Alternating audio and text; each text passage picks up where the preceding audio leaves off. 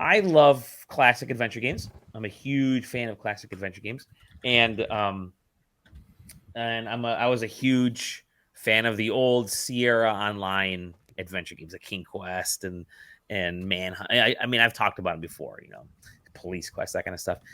Ken and Roberta Williams, who basically helped found Sierra Online, one of the first games that they ever worked on or paid homage to was the Colossal Cave. Colossal Cave was a very popular text adventure game from like the 70s, and I think the story goes that that kind of helped. There was a couple of Mystery House, I think was one of their first games, but that kind of got them interested in making adventure games and making them graphical.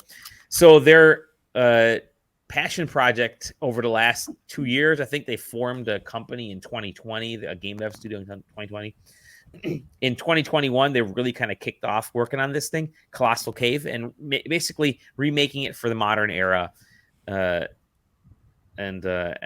yeah, so it was a text adventure game, and they said, let's make this a 3D text-ish adventure game, point-and-click adventure game.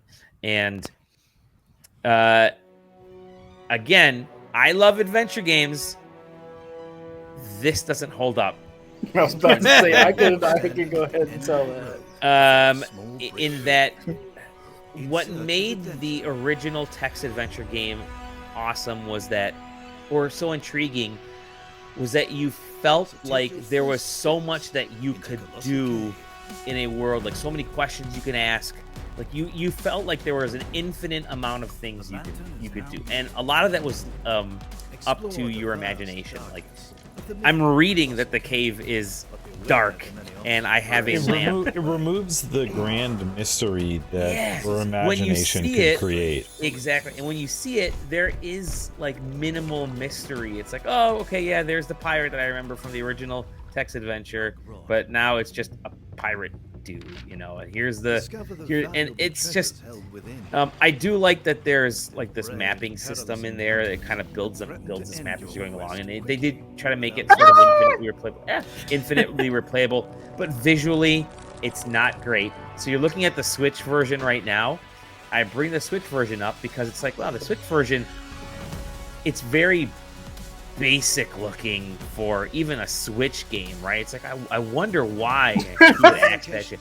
And it's not because it's a Switch game.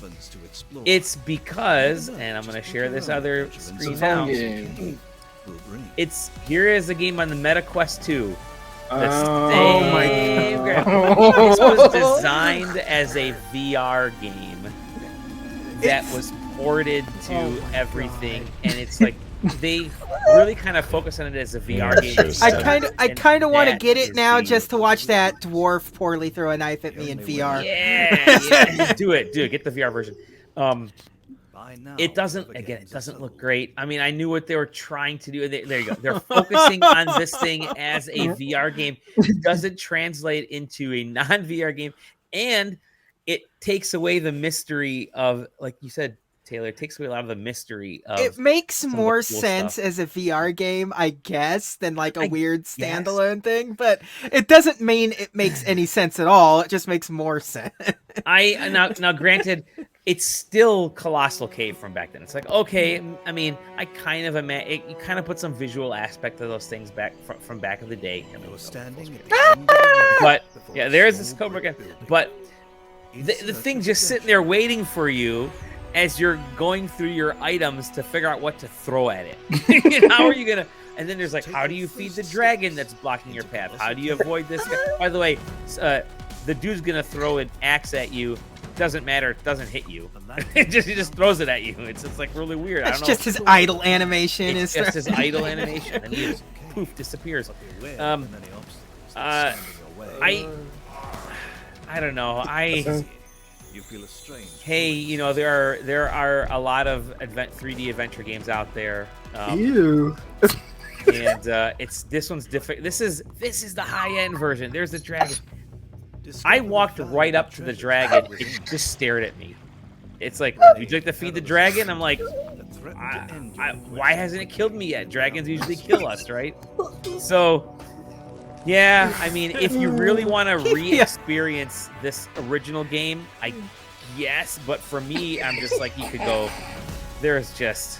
No, there's no I guess to this. There's no. Yeah, I mean, Colossal Cave Adventure is one of the most significant adventure games it ever really created. Like, we have things like mud and stuff like that because of the Colossal Cave Adventure, and to do it dirty like this is frustrating. It's not an homage. I mean, it's not an homage. It's like taking. It's taking Uncharted 2, which is a fantastic game, and making a movie out of it with Tom Holland. Yes. That's what they did with this. You're just like, leave it where it is.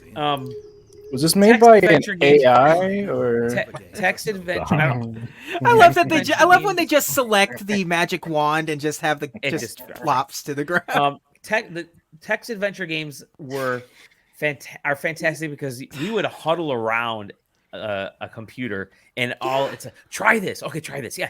Oh, that didn't work. Try talking to the dwarf. None of those are in there. It's like you don't talk to the dwarf or you don't like try to. You can't do any of that stuff. It's just like select from. I mean, and half the fun of some of those games too are just seeing how wrong you can play it out the gate. Like, can I die in the first screen? Like, let's find out. Yeah, and you would try to push all, and this it doesn't do it for me. So sorry, guys. Epic. I was excited to play this. You're just on like a linear railroad of Colossal Cave. You're not like. I mean, you can explore a little bit in that cave, obviously, because it is a. Yeah. You can kind of get lost in there because look at this sucker. Yeah. You can. Dude, I love this pirate. The pirate looks like he's right out of one of those really bad like PC adventure games that like Mandalore Gaming would review. He looks like he's out of those Disney rides where it's a hologram. I was just about to say audio animatronic, but not Disney. It's the Knott's Berry Farm version. Sorry, yeah. I'm sorry. So yeah, I mean, it's funny. Like you say, you want to try in VR. I actually. Almost rather would do the Switch version because it's not in VR because I don't know how. I would only I played the Switch version, but I would only play it in VR if I got a code for it, and I feel like after this they are adamantly not interested. Here's the funny thing, the Switch version, all the details in there say we're very proud of this VR game. And they use VR as to control this VR game, to make your way around this VR. In the Switch version, I'm like, this isn't the VR version. It's the 2D version. You got to get your Labo set out and get going. I guess. I wonder if it would work with this. But yeah, I don't know. I just disappointed. There's no mystery in this. Yeah, it's not a garbage game. It's still Colossal Cave. It's just devoid. It feels just so devoid of heart of what made those games so great. It's just like making Mario a stick figure game. It just like you've just scrubbed it of its fucking charm. There was no charm in this. Anyways, okay, that was me. Colossal Cave. I haven't laughed that hard in a while, so thank you. For that. You know what the best part is? Whenever I review, like, I know there are certain games I'm going to review that Zach, if he had reviewed it, he would not like this power chord.